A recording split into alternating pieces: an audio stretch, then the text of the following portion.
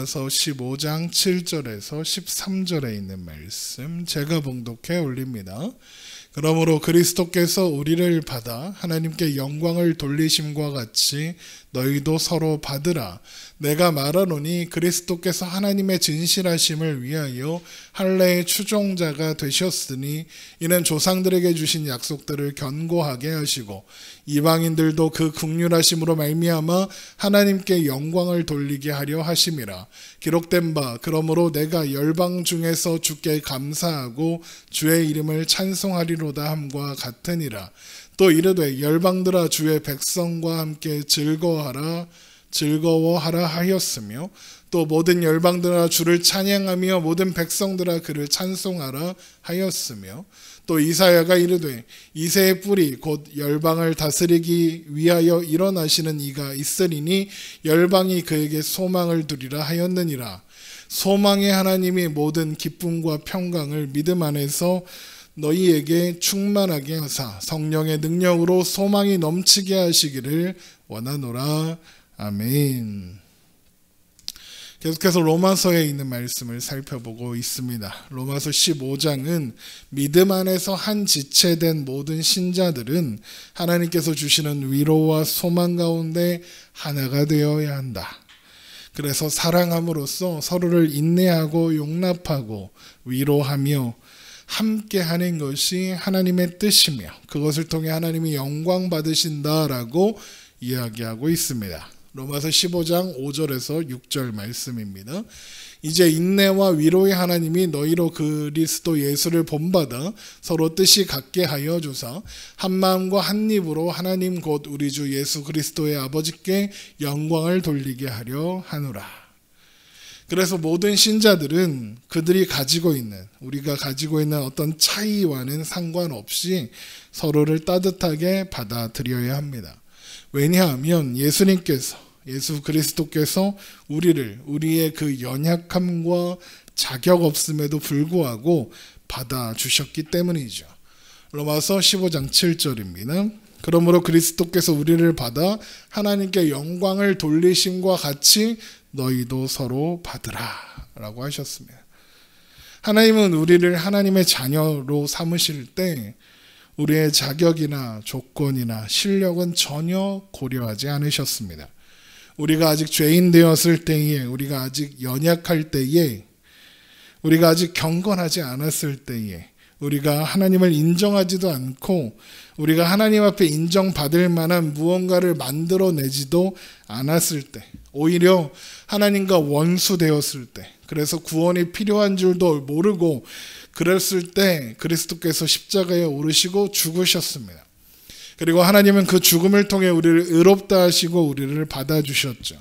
그렇게 하나님은 우리를 향한 하나님의 사랑을 확증해 주신 겁니다. 그래서 로마서 5장 8절에 우리가 아직 죄인 되었을 때 그리스도께서 우리를 위하여 죽으심으로 하나님께서 우리에 대한 자기의 사랑을 확증하셨느니라 라고 하시는 겁니다. 신자라면, 그리스도인이라면 이 사실에서 예외가 되는 사람은 단 한 명도 없습니다. 그래서 하나님 앞에 자신의 자격과 조건과 실력을 내세울 수 있는 사람은 아무도 없는 겁니다. 오롯이 하나님의 은혜가 구원이라는 결과를 우리에게 선사했습니다. 오직 하나님께서 하나님의 주권으로, 하나님의 주권적 은혜로 그 모든 일을 이루셨기 때문에 하나님의 자녀된 우리의 존재는 그 존재 자체로 하나님께 영광이 되는 겁니다.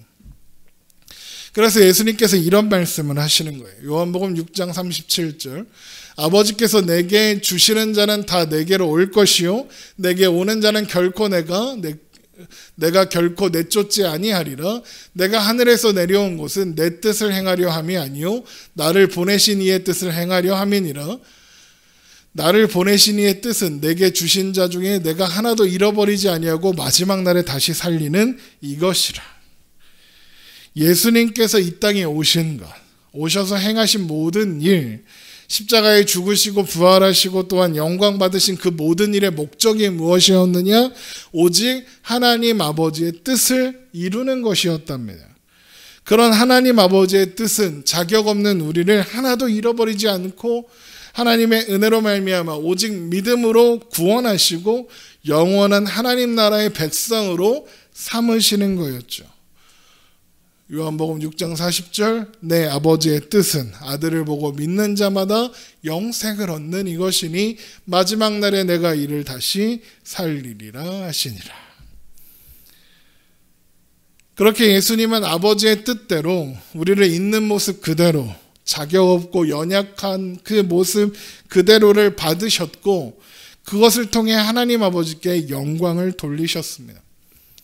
그래서 하나님이 받으신 사람을 거절하고 배척하고 비판할 수 있는 자격이 있는 사람은 아무도 없습니다. 하나님이 그들을 이미 무죄하다고 의인이라고 선언하셨습니다. 그들이 내 자녀다라고 선언하셨습니다. 그런 존재들에게 누가 감히 정죄하고 비판하고 판단할 수 있겠습니까? 물론 연약한 점이 있고 부족한 점이 있을 수 있습니다. 그러나 그 누구도 비판할 수는 없는 겁니다. 스스로 자격 없는 줄 아는 사람은 다른 사람이 자격이 있니 없니 말할 수 없습니다.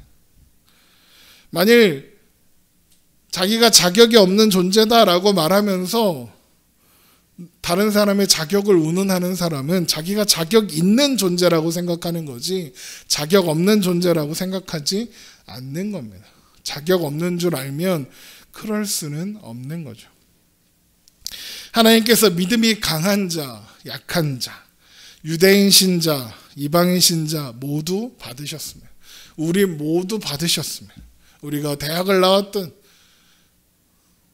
공부를 제대로 못했든 맨날 학교에서 꼴찌만 했든 아니면 맨날 1등만 했든 돈이 많든 적든 건강하든 건강하지 못하든 키가 크든 작든 다 하나님께서 받으셨습니다.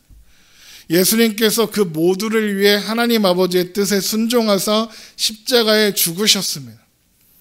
예수님은 하나님 아버지의 뜻을 온전히 이루시기 위해서 그 모든 일을 이루셨단 말입니다. 그래서 로마서 15장 8절에 내가 말하노니 그리스도께서 하나님의 진실하심을 위하여 할례의 추종자가 되셨으니 이는 조상들에게 주신 약속들을 견고하게 하시고 라고 하는 겁니다. 여기 하나님의 진실하심을 위하여라는 것은 하나님의 신실하심을 위하여라는 말과 같은 뜻입니다. 신실하다는 말이 무슨 뜻입니까? 약속하신 것은 반드시 지키신다라는 뜻입니다. 하나님께서 아브라함과 이삭과 야곱에게 주신 그 언약이 있습니다. 곧 그들을 통해서 아브라함과 이삭과 야곱과 그들의 후손을 통해서 열방의 복이 되게 하시겠다고 그 약속을 누가 성취하셨느냐? 예수님이 온전히 성취하셨다는 겁니다. 그래서 조상들에게 주신 약속들을 견고하게 하셨다라는 뜻이고 그것이 할례의 추종자가 되었다라는 말의 의미입니다. 여러분 할례가 뭐죠? 할례는 하나님께서 아브라함을 통해서 이스라엘 백성들에게 언약의 징표로 주신 겁니다.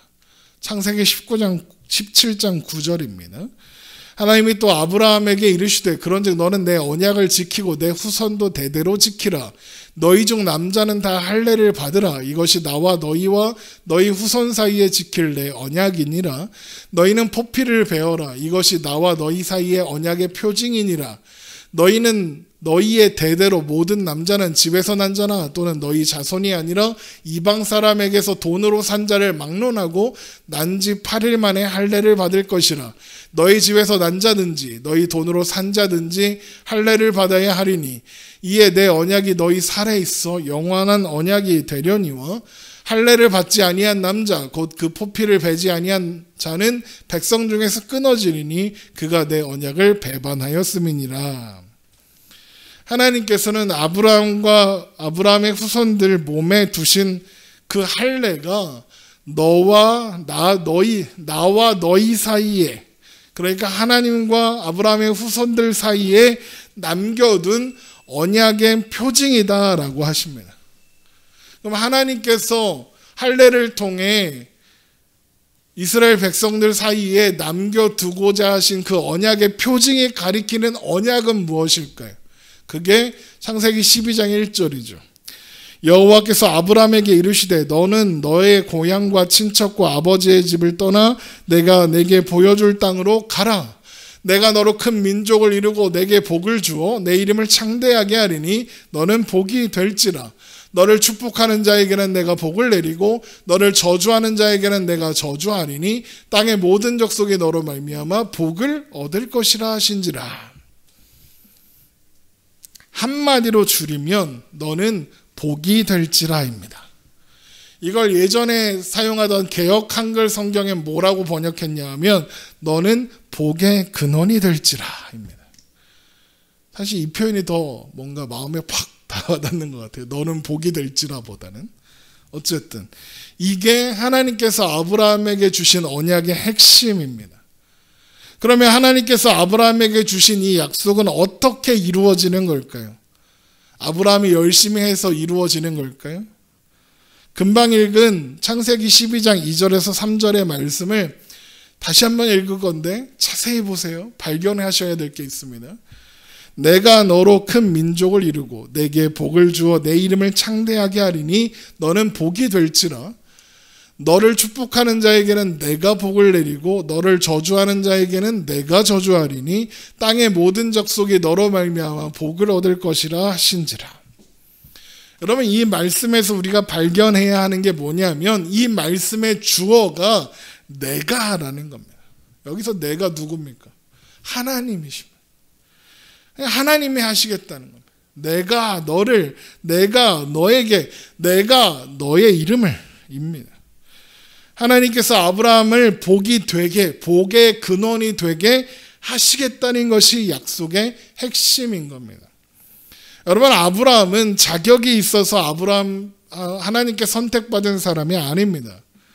어떤 사람들은 우상을 섬기는 갈대아 우르 그 지방에서 아브라함이 홀로 하나님을 섬겼기 때문에, 하나님을 믿는 신앙을 가지고 있었기 때문에 하나님께서 그를 구별하여 내서 가나안 땅으로 인도하셨고 뭐 이렇게 이야기하는데 그거 아닙니다.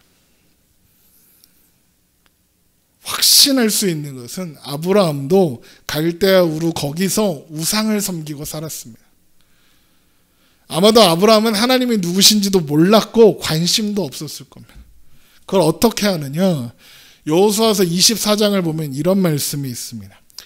여호수아가 모든 백성에게 이르되 이스라엘의 하나님 여호와께서 이같이 말씀하시기를 옛적에 너희 조상들 곧 아브라함의 아버지 나홀의 아버지 데라가 강 저쪽에서 거주하여 다른 신들을 섬겼으나 내가 너희의 조상 아브라함을 강 저쪽에서 이끌어내어 가나안 온 땅에 두루 행하게 하고 그의 씨를 번성하게 하려고 그에게 이삭을 주었으며 라고 되어 있습니다. 여기 보면 아브라함의 아버지 데라가 강 저쪽에서, 그러니까 갈대아 우르에서 누굴 섬겼답니까? 우상을 섬겼답니다. 이러면 에이 목사님, 이 말씀의 아버지가, 아브라함의 아버지 데라가 우상을 섬겼다는 것이, 아브라함이 섬겼다는 건 아니지 않습니까? 아브라함은 하나님을 섬겼을 겁니다. 이렇게 이야기하는 분들이 있습니다. 그럼 그렇다고 치죠. 그렇다고 치면, 그런데 만약에 그게 사실이라면, 그래서 하나님께서 이방 사람들 가운데 하나님을 유일하게 섬기는 아브라함을 구별하여 내셔서 부르신 거라면, 그래서 아브라함이 하나님의 명령을 듣고 가나안으로 떠난다면 아브라함이 제일 먼저 헤어져야 될 사람은 누구겠습니까? 아버지 데라입니다. 우상을 섬기는 아버지를 떠나야 하는 겁니다. 그런데 가나안으로 가는 그 여행을 주도하는 사람이 누군지 아십니까? 아브라함일까요? 아니요. 그의 아버지 데라였습니다. 가나안으로 가는 여정을 데라가 주도해서 아브라함을 데리고 갑니다. 창세기 11장 31절 데라가 그 아들 아브람과 하란의 아들인 그의 손자 롯과 그의 며느리 아브라함의 아내 사레를 데리고 갈대아인의 우르를 떠나 가나안 땅으로 가고자 하더니 하란에 이르러 거기 거류하였으며 데라는 나이가 205세가 되어 하란에서 죽었더라. 가나안으로 가자 해서 사람들을 이끌고 가는 리더는 데라입니다. 그런데 가나안 땅에 이제 코앞까지 온 거예요. 하란이 그런 땅입니다. 강 하나만 건너면 가나안이에요. 그런데 차마 가나안으로 들어가지 못하고 하란에 머물다가 거기서 살다가 죽는 겁니다. 왜 그럴까요? 이런 겁니다. 해외예요, 해외. 그러니까 오늘날로 말하면 이런 거예요. 한국 땅에 살다가 중국 땅 가서 살아야 되는 거예요. 그게 쉬운 일입니까? 간단한 일이 아니에요. 그렇죠? 이민 가는 겁니다. 그러니까 좀 저 부산 끝에 물에 가서 사는 게 낫지. 뭐 거기서 바다 건너 일본 가서 사는 게 더 편하지 않습니다. 그러니까 그런 두려움 때문에, 미지의 세계로 나아가는 두려움 때문에 차마 건너가지 못하고 하란에 머물러 데라가 살았던 겁니다. 그래서 데라라는 이름의 뜻이 지연시키는 자입니다. 그러니까 분명한 건 하나님께서 아브라함에게, 갈대아 우르에 살고 있는 아브라함에게 떠나라 라고 하셨어요. 그런데 그걸 누구랑 같이 의논해서 떠나느냐? 데라랑 의논해서 떠나요. 그에게 어디 있냐면 사도행전에 있어요. 시간 관계상 찾지는 않을 거예요. 그러니까 아브라함에게 하나님이 나타나셔서 떠나라 하셨고, 그런데 그 여행을 데라와 함께 한 거예요. 그런데 데라가 차마 가나안 땅에 못 들어가겠는 거예요. 두려워서. 그래서 하란에서 거기 머물러 있었던 거예요. 지연시키는 자가 된 거죠. 아브라함이 가나안에 가야 되는데. 그런데 하나님이 그냥 기다리세요. 데라가 죽을 때까지. 그리고 나서 하나님이 다시 창세기 12장에서 나타나셔서 아브라함에게 다시 약속을 부시고 다시 부르시며 가라 그러시는 거예요. 그랬더니 아브라함이 가나안에 들어가는 거예요. 그러니까 아브라함도 아버지 데라와 함께 갈대아인의 우르에서 다른 신을 섬기며 살던 사람인 거예요. 그런 아브라함을 하나님께서 택하고 부르셔서 복의 근원이 되게 하시겠다고 하신 거예요. 그런데 그 약속이 아브라함이 이루어내는 게 아니라 하나님이 이루시는 거래요. 하나님이 그것을 확증하시기 위해서 명하신 게 뭐냐? 할례인 거예요. 여러분, 할례를 행하는 창세기 17장 그 앞부분에 이런 내용이 기록되어 있어요. 창세기 17장 1절. 아브라함이 99세 때에 여호와께서 아브라함에게 나타나서 그에게 이르시되 나는 전능한 하나님이라 너는 내 앞에 행하여 완전하라. 내가 내 언약을 나와 너 사이에 두어 너를 크게 번성하게 하리라 하시니 아브라함이 엎드렸더니 하나님이 또 그에게 말씀하여 이르시되 보라 내 언약이 너와 함께 있으니 너는 여러 민족의 아버지가 될지라. 이제 후로는 내 이름을 아브라함이라 하지 않고 아브라함이라 하리니 이는 내가 너를 여러 민족의 아버지가 되게 함이니라. 내가 너로 심히 번성하게 하리니 내가 내게서 민족들이 나게 하며 왕들이 내게로부터 나오리라. 내가 내 언약을 나와 너 및 내 대대의 후손 사이에 세워서 영원한 언약을 삼고 너와 내 후손의 하나님이 되리라. 내가 너와 내 후손에게 내가 거류하는 이 땅 곧 가나안 온 땅을 주어 영원한 기업이 되게 하고 나는 그들의 하나님이 되리라. 계속 말씀하시는 게 뭐죠? 내가 하겠다. 내가 그들의 하나님이 되겠다. 내가 네 하나님이다 그예요. 하나님이 왜 이런 말씀을 하시는 걸까요? 아브라함이 그걸 못 믿고 있어서 그래요. 아브라함이 이걸 못 믿는 이유가 뭐냐? 못 믿는다고 하는 이유가 뭐냐? 바로 앞인 창세기 16장에서 못 믿어서 아브라함이 하갈과 동침하여 이스마엘을 낳아요. 하나님이 사라의 몸에서 나온 아들이 아브라함의 자손, 언약의 자손이 되게 하겠다라고 하셨는데 아브라함도 늙고 사라도 늙으니까 도무지 사라를 통해서 애가 나오는 건 불가능할 것 같은 거예요. 경수가 끊어졌어요. 사라는 안 되겠다 싶은 거죠. 그러니까 어떻게 해요? 하갈과 동침해서 아들을 낳는 거예요. 여러분, 아브라함이 이런 행동을 한 의미가 뭘까요? 하나님께서 아브라함에게 주신 약속을 아브라함이 지가 이루어야 한다고 그러는 거예요. 그래서 하나님이 그러시는 거죠. 야, 그거 아니야. 네가 하는 게 아니야. 네 힘으로 하는 게 아니야. 내가 되게 하는 거야. 넌 그냥 나를 믿으면 돼 라고 하시는 거예요. 그래서 하나님이 기다리시는 거예요. 왜? 사라가 건강할 때, 젊었을 때 아이가 나오면 그냥 낳아야 돼서 그러니까 낳을 때가 됐으니까 낳았다고 생각할 거예요. 그런데 사라가 아이를 낳을 가능성이 0.1%도 없을 때 인간적인 생각과 어떤 시스템으로는 절대 아이가 나올 수 없을 때, 생물학적으로 불가능할 때 애가 나와야 하나님이 이루셨다 할 거 아니에요. 그래서 하나님이 기다리시는 거예요. 그런데 그걸 못 기다리고 그거 못 믿겠으니까 하갈과 동침해서 애를 낳는 거죠. 그래서 99세 때 하나님이 아브라함에게 나타나셔서 이런 말씀을 하신 이유예요. 아브라함이 99세 때 여호와께서 아브라함에게 나타나서 그에게 이르시되 나는 전능한 하나님이다. 너는 내 앞에서 행하여 완전하라. 무슨 말이에요? 나 전능한 하나님이야. 너 내가 못할 것 같아? 내가 한다니까? 넌 나를 믿어. 너는 내 앞에서 행하여 완전하라. 그게 그 말씀이에요. 하나님 앞에서 뭘 잘하라는 게 아니라 너는 나를 믿어. 이게 그 말이에요. 그리고 나서 할례를 명하시는 거예요. 할례는 남성의 생식기의 포피를 잘라내는 거. 포경수술이라고 그러죠. 그거 하는 거예요. 근데 그거 상징이에요. 무슨 상징이냐 하면 생식기를 잘라낸다는 상징이에요. 생식기를 잘라내면 자손을 낳을 수 있나요? 못 낳아요. 넷이가 자식 못 낳잖아요. 그런데 하나님이 그거 잘라내라는 거예요. 왜요? 하나님께서 주신 언약은 생식기로 이루어지는 게 아니라는 거예요. 하나님이 주신 언약은 사람이 가진 어떤 조건, 자격, 능력으로 되는 게 아니라 하나님이 이루는 거다. 그거 보여주시려고 할례를 행해라 이러는 거예요. 그냥 단순히 포피를 잘라내는 것은 상징이지만 진짜 그것이 의미하는 건 생식기를 잘라내는 거예요. 그래서 너 그거 없어도, 생식기 없어도 내가 그 약속을 이룰 수 있어 라고 하는 거죠. 그래서 아브라함의 자손들은 할례를 행해서 하나님께서 우리에게 주신 약속은 생식기로 되는 일이 아닙니다. 내 힘으로 할 수 없습니다. 하나님만이 하실 수 있습니다. 하나님이 이루시는 일입니다 라고 고백하는 거예요. 그러니까 할례를 받는다는 건 하나님이 선하십니다. 하나님만 믿겠습니다. 나는 아무것도 못합니다. 나에게 아무것도 없어도 하나님이 이루십니다 라는 뜻인 거죠. 그게 할례에 담긴 의미인 거죠. 그래서 그리스도께서 할례의 추종자가 되셨다라는 말이 그 뜻인 거예요.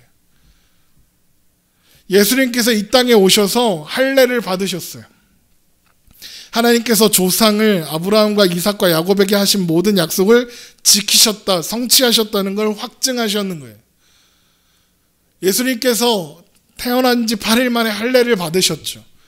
그런데 그 할례 말고 예수님께서 할례 받으신 사건이 또 있어요. 그게 뭐냐? 예수님이 십자가에 죽으신 거예요. 십자가에서 누가 잘리신 거예요? 예수님이 잘리시는 거예요. 우리 대신. 그래서 그 일을 이루시는 거죠. 그런데 그 약속을 성취한다는 건 단순히 유대인들만에게 해당되는 일은 아니에요. 왜 그러냐? 하나님께서 하신 약속에는 유대인들을 통해서 열방이 복을 받게 된다라는 말도 있거든요.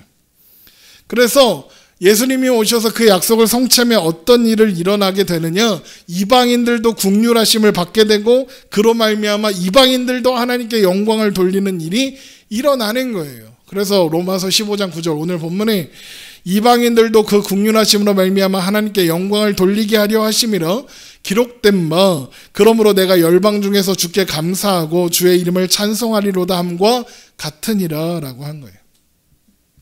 그러면 신약 성경을 읽다가 기록된 바 나오면 구약 성경 어디에 있는 거예요? 구약 성경에 있는 거예요. 그러니까 내가 열방 중에서 주께 감사하고 주의 이름을 찬송하리로다 함과 같으니라 이 말씀은 시편 18편에 나오는 말씀이에요. 시편 18편은 어떤 말씀이냐면 다윗이 쓴 시인데 하나님께서 원수들 특히 이제 공격적인 주위 민족들에게서 다윗을 구해 주셔서 감사합니다라는 감사의 기도예요. 그래서 지금 다윗이 외부에 있는 이방 민족들로부터 공격을 받는 거예요.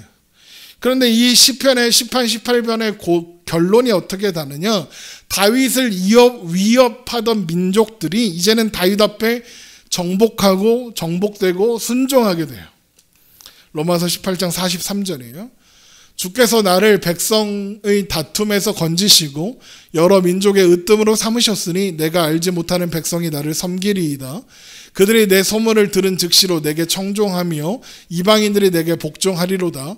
이방 자손들이 쇠잔하여 그 견고한 곳에서 떨며 나오리로다. 여호와는 살아계시니 나의 반석을 찬송하며 내 구원의 하나님을 높일지로다.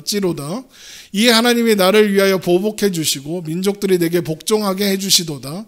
주께서 나를 내 원수들에게서 구조하시니 주께서 나를 대적하는 자들의 위에 나를 높이 드시고 나를 포악한 자에게서 건지시나이다. 여호와여, 이러므로 내가 이방 나라들 중에서 주께 감사하며 주의 이름을 찬송하리로다. 이렇게 되어 있는 거죠. 이게 로마서 15장 9절에 인용하고 있는 말씀이잖아요. 그리고 20편 18편이 어떻게 끝나느냐? 이렇게 끝나요. 여호와께서 그 왕에게 큰 구원을 주시며 기름 부음 받은 자에게 인자를 베푸심이며 영원토록 다윗과 그 후손에게로다. 이렇게 끝나요. 여기에서 그 왕은 누굴까요? 다윗이죠. 1차적으로는 다윗이에요. 그런데 우리가 다 알고 있는 것처럼 다윗이 예표하고 있는 존재가 있잖아요. 누구죠? 왕이시며 기름 부음 받은 자. 여러분, 기름 부음 받은 자를 히브리어로 하면 뭐게요? 메시아예요. 그걸 헬라어로 번역하면 뭐게요? 그리스도요. 여기서 기름 부음 받은 자는 누구예요? 예수님인 거예요. 그러니까 10편 18편의 다윗의 시가 예표하고 있는 큰 구원을 주시고 인자를 베푸시는 기름 부음 받은 왕은 누구인 거예요? 예수 그리스도신 거예요. 또 이어지는 말씀도 보세요. 로마서 15장 10절. 또 이르되 열방들아 주의 백성과 함께 즐거워하라 하였으며. 지금 바울이 계속 구약의 말씀을 인용하는 거예요. 예수님께서 하나님의 약속을 성취하여 이루어진 일이 유대인들만을 위한 게 아니라 이방인들까지 포함하는 일이다라는 걸 설명하려는 거예요. 이거 로마서 15장 10절의 말씀은 모세의 노래다라고 하는 신명기 32장의 말씀을 인용한 거예요. 신명기 32장 43절. 너희 민족들아 주의 백성과 즐거워하라. 똑같죠? 열방들아, 여기 민족들아 주의 백성과 함께 즐거워하라. 주께서 그 종들의 피를 갚으사 그 대적들에게 복수하시고 자기 땅과 자기 백성을 위하여 속죄하시리로다. 여기서 너희 민족들은 이방인들, 주의 백성은 이스라엘 백성들이에요. 이방인들에게 이스라엘 백성들과 함께 즐거워하라는 거죠. 왜 즐거워하래요? 주께서 그 종들의 피를 갚으사 대적들에게 복수하시고 구원하셨다는 거예요. 자기 땅과 자기 백성을 위해 속죄하셨으니까요. 하나님께서 구원을 하시겠다는 약속을 성취하셨으니까 즐거워해라 라고 하는 거예요. 또 보세요. 로마서 15장 11절. 또 모든 열방들아 주를 찬양하며 모든 백성들아 그를 찬송하라 하였으며. 이 말씀은 시편 117편을 인용한 말씀이에요. 시편 117편 1절. 너희 모든 나라들아 여호와를 찬양하며 너희 모든 백성들아 그를 찬송할지어다. 우리에게 향하신 여호와의 인자하심이 크고 여호와의 진실하심이 영원함이로다. 할렐루야. 이렇게 되어 있죠. 모든 나라들, 이방인들, 너희 모든 백성들은, 여기서 모든 나라들은 이방인들, 너희 모든 백성들은 이스라엘 백성들이에요. 그들이 함께 하나님을 찬양하고 찬송하래요. 왜요? 하나님의 인자하심이 크시고 하나님의 진실하심이 영원하니까요. 하나님께서 하신 약속을 반드시 성취하실 거니까요. 성취하셨으니까요. 그 다음 말씀도 보세요. 로마서 15장 12절. 또 이사야가 이르되 이새의 뿔이 곧 열방을 다스리기 위하여 일어나시는 이가 있으리니 열방이 그에게 소망을 두리라 하였느니라. 여기 이사야가 이르되 무슨 뜻이겠어요? 이사야 선지자가 한 말이다 라는 뜻이죠. 이사야서 11장 10절에 있는 말씀이에요. 그날에 이새의 뿌리에서 한 싹이 나서 만민의 기치로 설 것이요 열방이 그에게로 돌아오리니 그가 거한 곳이 영화로우리다.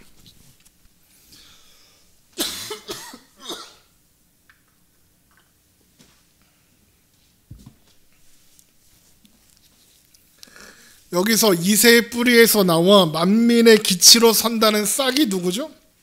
그 다윗의 자손이 누구죠? 예수님이에요. 하나님께서 예수님을 만민의 기치로 세우시고 열방이 그에게로 돌아오게 하셔서 어떻게 하신대요? 그가 거한 곳이 영화롭게 하리라. 영광이 가득하게 하신대요.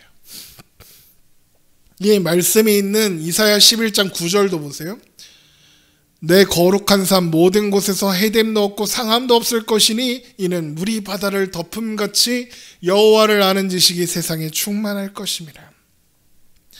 이 일이 어떻게 일어난다고요? 이새의 뿌리에서 만민의 기치로 서는 싹이 오면 된대요. 그런데 그 싹이 누구시라고요? 예수님이에요. 예수님이 오시면 열방이 주께로 돌아오고 여호와를 아는 지식이 물이 바다를 덮음같이 온 세상에 가득하게 된대요. 바울이 왜 지금 구약의 말씀을 인용하고 있다고 했죠? 로마서 15장 8절 내가 말하노니 그리스도께서 하나님의 진실하심을 위하여 할례의 추종자가 되셨으니 이는 조상들에게 주신 약속들을 견고하게 하시고, 이거를 확증하려고 구약에 있는 말씀들을 자꾸 끌어와서 설명하는 거예요. 그 언약이 뭐죠? 열방이. 그러니까 유대인이나 이방인이나 모두 하나가 되어 하나님의 하나님 되심을 찬송하고 찬양하게 된다. 무슨 일이 일어나길래 그런 일이 일어날까요? 이사야 11장을 볼게요. 이사야 11장의 맥락을 쭉 보셔야 돼요. 우리가 유명한 말씀이에요. 이사야 11장 1절 이새의 줄기에서 한 싹이 나며 그 뿌리에서 한 가지가 나서 결실할 것이요 그 위에 여호와의 영 곧 지혜와 총명의 영이요 모력과 재능의 영이요 지식과 여호와를 경외하는 영이 강림하시리니 그가 여호와를 경외함으로 즐거움을 삼을 것이며 그의 눈에 보이는 대로 심판하지 아니하며 그의 귀에 들리는 대로 판단하지 아니하며 공의로 가난한 자를 심판하며 정직으로 세상에 겸손한 자를 판단할 것이며 그의 입의 막대기로 세상을 치며 그의 입술의 기운으로 악인을 죽일 것이며 공의로 그의 허리띠를 삼으며 성실로 그의 몸에 띠를 삼으리라. 그때에 이리가 어린 양과 함께 살며 표범이 어린 염소와 함께 누우며 송아지와 어린 사자와 살찐 짐승이 함께 있어 어린아이에게 끌리며 암소와 곰이 함께 먹으며 그것들의 새끼가 함께 엎드리며 사자가 소처럼 풀을 먹을 것이며 내가 거룩한 산 모든 곳에서 해됨도 없고 상함도 없을 것이니 이는 물이 바다를 덮음같이 여호와를 아는 지식이 세상에 충만할 것임이라. 그러면서 바울이 인용하고 있는 말씀, 그날에 이새의 뿌리에서 한 싹이 나서 만민의 기치로 설 것이요 열방이 그에게로 돌아오리니 그가 거한 곳이 영화로우리다 하는 거예요. 이리가 어린 양과 함께 표범이 어린 염소와 함께 눕고 송아지와 어린 사자가 살찐 짐승이 함께 어린아이들이 끌고 다니는데 끌려당기고 암소와 곰이 함께 밥을 먹고 그것들의 새끼가 함께 친구를 하고 사자가 풀을 먹고 젖먹이는 아이가 독사골 앞에서 놀고 어린아이가 독사골에 손을 넣어도 해를 입지 않고 이런 일이 일어난대요. 여러분 이 모든 일을 한마디로 하면 뭔 줄 아세요? 샬롬이에요. 평화, 평안, 평강이에요. 세상에서 볼 수 없는 평화가 하나님께서 예수 그리스도를 통해 이루신 일이라는 거예요. 그래서 로마서 15장 13절 소망의 하나님이 모든 기쁨과 평강을 믿음 안에서 너희에게 충만하게 하사 성령의 능력으로 소망이 넘치게 하시기를 원하노라. 여기에 핵심이 있죠. 성령의 능력으로 하신다. 조금 전 이사야 11장이 어떻게 시작했냐? 이새의 줄기에서 한 싹이 나며 그 뿌리에서 한 가지가 나서 결실하는데 그 일이 어떻게 일어나느냐? 그 위에 여호와의 영 곧 지혜와 총명의 영이요 모략과 재능의 영이요 지식과 여호와를 경외하는 영이 강림하셔서 된대요. 여기서 여호와의 영, 지혜와 총명의 영, 모략과 재능의 영, 지식과 여호와를 경외하는 영이 뭘까요? 성령님이에요. 그래서 로마서 15장 13절에 바울이 예수님께서 이루신 그 일이 곧 기쁨과 평강을 믿음 안에서 충만하게 하시는데 어떻게 하신다? 성령의 능력으로 소망이 넘치게 하신다라고 그러는 거예요. 결국 오늘 본문을 통해서 바울이 하려는 이야기가 뭐냐? 성삼위 하나님께서, 성부, 성자, 성령 하나님께서 약속하신 모든 일을 이루시기 위해서 모든 일을 다 이루셨다. 이렇게 모든 것이 다 성취되었다. 그러므로 유대인이나 이방인이나 모두 함께 하나님 안에서 하나님께 영광을 돌리자. 우리는 하나다. 그러니까 로마 교회에 속한 너희들, 그 안에서 화평을 이루어라. 함께 하나님께 영광을 돌려라. 그러는 거예요. 로마서 15장 5절, 이제 인내와 위로의 하나님이 너희로 그리스도 예수를 본받아 서로 뜻이 같게 하여 주시고 한 마음과 한 입으로 하나님 곧 우리 주 예수 그리스도의 아버지께 영광을 돌리게 하려 하노라. 그러므로 그리스도께서 우리를 받아 하나님께 영광을 돌리심과 같이 너희도 서로 받으라. 이거예요. 그러니까 누가 자격 있다 없다, 누가 믿음이 더 좋다 나쁘다, 누가 더 지혜롭다 어리석다, 그런 걸로 자랑할 필요 없고 자랑해서도 안 되고, 그래서 그런 거 가지고 다툴 이유도 없다. 그러는 거예요. 그럼 우리 중 누구도 하나님 앞에 자격 있는 사람은 아무도 없어요. 하나님 앞에 누가 더 잘나고 못나고 그런 게 어디 있습니까? 우리 다 하나님의 귀한 자녀들이잖아요. 오죽하면 그런 말도 있겠어요. 열 손가락 깨물어 안 아픈 손이 없다. 하나님 앞에 우리가 다 열 손가락이래. 누가 더 소홀히 여겨지고 누가 더 특별 대우하고, 하나님 그런 게 어디 있어요. 사람은 그럴 수 있지만 하나님은 그러시지 않는다고요. 그래서 우리는 하나님을 바라보아야 해요. 예수님의 손을 붙잡고 성령님의 능력을 의지해서 성삼위 하나님을 붙잡고 우리 함께 가는 거예요. 서로에게 부족한 점이 있더라도, 연약한 부분이 있더라도 서로 좀 참아주고 좀 도와주고, 그렇게 서로 의지하고 또 서로 기대서 그렇게 함께 인내하고, 그래서 우리에게 있는 그 소망이 완성되는 그날을 바라보며 기대하며 우리 모두 함께 그렇게 한 걸음 한 걸음 나아가면 되는 거예요. 그래서 오늘 설교의 제목이 함께입니다. 주님과 함께, 주와 함께 가려 하네. 우리 그렇게 함께 갑시다. 기도하겠습니다.